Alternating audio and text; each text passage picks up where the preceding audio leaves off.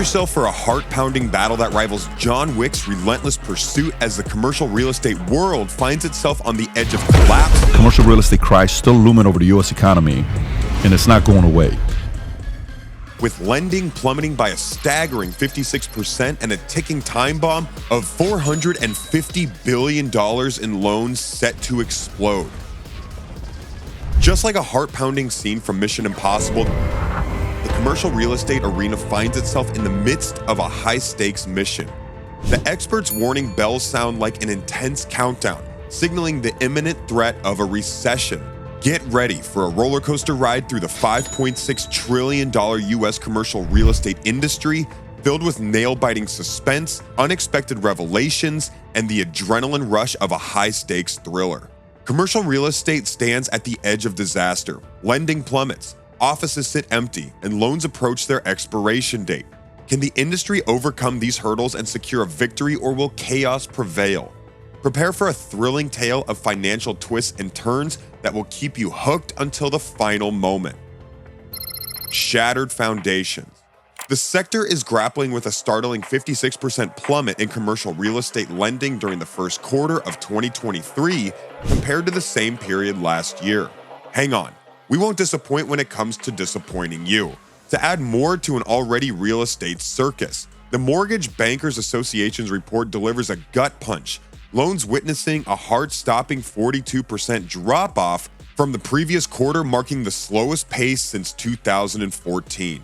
The Federal Reserve's relentless interest rate hikes have shaken the credit landscape, leaving us with a financial hangover that would make even the most seasoned investors reach for a strong cup of coffee. Just like the unpredictable misadventures in The Hangover, the banking sector finds itself in disarray after the explosive implosion of Silicon Valley Bank, reminding us of waking up in a haze, trying to piece together the events of a wild night. But amidst the laughter, a sobering reality emerges. Office buildings face a declining demand akin to waking up in a deserted hotel room as remote work gains popularity, turning the traditional office space into a relic of the past. It's like stumbling upon a tiger in the bathroom, unexpected and bewildering. But wait, there's more.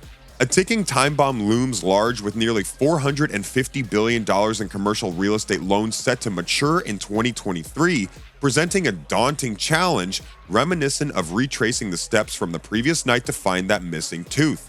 JP Morgan's estimate of potential 20% default rate adds an extra layer of tension, as if we're racing against the clock to solve the mystery. The hybrid theory. Opinion. One of San Francisco's iconic office towers, 555 California Street, is facing a critical challenge as its owners, including Donald Trump, seek additional time to repay their loans. This 52-story building boasts an impressive occupancy rate of around 93%, housing prominent tenants such as Morgan Stanley and Kirkland & Ellis, with the left-alone employers asking, "Why is the rum always gone?" However, with upcoming lease renewals coinciding with a slow return to the office amidst the pandemic, co-owners Vornado Realty Trust and the Trump Organization are feeling the pressure. The $1.2 billion loan used for acquiring this landmark property has become a cause for concern in light of plummeting commercial real estate valuations in the area. As economists warn about potential disaster and risks to the banking system at large, employees within 555 California express their unease over witnessing a haunting emptiness that they've never experienced before. The hybrid rule of work may suit today's lifestyle and could possibly revolutionize the way of working, but at what cost? The point here is, since a significant amount of workers are hopping on the boat of work from home, which is causing a huge problem at the back. The efflux of people from the commercial real estate, while it is still a far-fetched reality in this context, work from home could prove to be the two-sided sword. Where has it all gone wrong? A lot of our viewers may be wondering what's really shaking up the $5.6 trillion US commercial real estate industry. Interest rates are going up, prices are going down, and nobody seems to have an appetite for office space anymore. It's like a bizarre dance where everyone's trying to limbo under the financial hurdles. But wait, it was just the teaser. The recent failures of Silicon Valley Bank, Signature Bank, and the First Republic have sent shockwaves through the financial world. Overlooked issues, the chasing demon. According to Scott Kleinman from Apollo Global Management, the private market hasn't even started to fully recognize the true value of real estate. We've priced everything so tightly that we're on the edge of a commercial real estate crisis not seen since the 90s. Guggenheim Partners Chief Investment Officer, Ann Walsh, tells us that the trouble is going to hit specific regions in the U.S. real estate scene. We're talking about big urban hubs like San Francisco and New York, but that's not all. We did not even mention those neglected second-class office buildings, which are in dying need of repair. Ann Walsh also gives us the inside scoop. She predicts that we're heading towards a bumpy road in the real estate market, but fear not, this storm won't engulf the entire industry. Lenders are tightening their belts and becoming as picky as a kid in a candy store, carefully selecting which loans to dish out. It's like a real estate game of Tom and Jerry with lenders on high alert. There's not a shadow of doubt that lenders are changing their tune, becoming more cautious. They are no longer satisfied with just words. They want concrete assurance. That's why some lenders now demand personal guarantees from property owners. It's a sign of stricter lending standards and banks pulling back. According to a recent Federal Reserve survey, most U.S. banks tightened credit standards for loans tied to non-residential properties in the first quarter. It's a new game where borrowers must prove their commitment and secure their dreams with personal assets on the line. Consequences. The chief executive of a prominent U.S. bank describes it as a maturity cliff, where a significant chunk of real estate is on the verge of repayment. But here's the catch. Regional banks are the ones who funded a substantial portion of this precarious structure. Commercial real estate is like a never-ending Russian nesting doll of leverage. It's leverage on top of more leverage, stacked high with even more leverage. It's a delicate balancing act, and if the forces of fate intervene and demand a swift unwinding of this intricate web, it can have ripple effects that pop up in unexpected places. Matthew Chabran, who happens to be the co-founder of $43 billion alternative asset manager Tikehau Capital, tipped that we see a perfect storm of rising interest rates forcing assets to reprice down, combined with a structural decline in occupation rates and aging assets. Word of the veterans. Berkshire Hathaway's esteemed vice chair Charlie Munger sounded a somber warning about the impending Tempest Brewing within the U.S. commercial property market, revealing the worrisome state of banks flooding with bad loans. In Munger's own words, the once glorious realm of real estate has lost its luster, plagued by a multitude of distressed office buildings, troubled shopping centers, and a host of other ailing properties.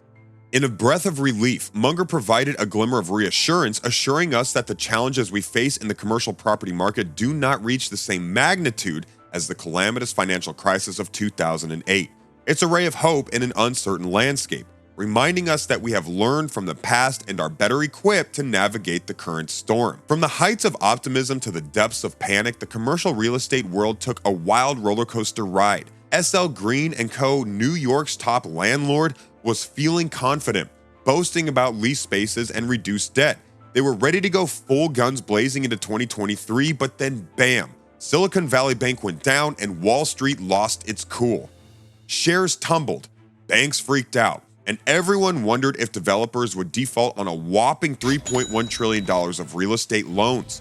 And let's not forget the hilarious challenge of finding new tenants when office vacancy rates reached record highs. So, from pivot year dreams to trembling uncertainty, the commercial real estate industry learned a valuable lesson.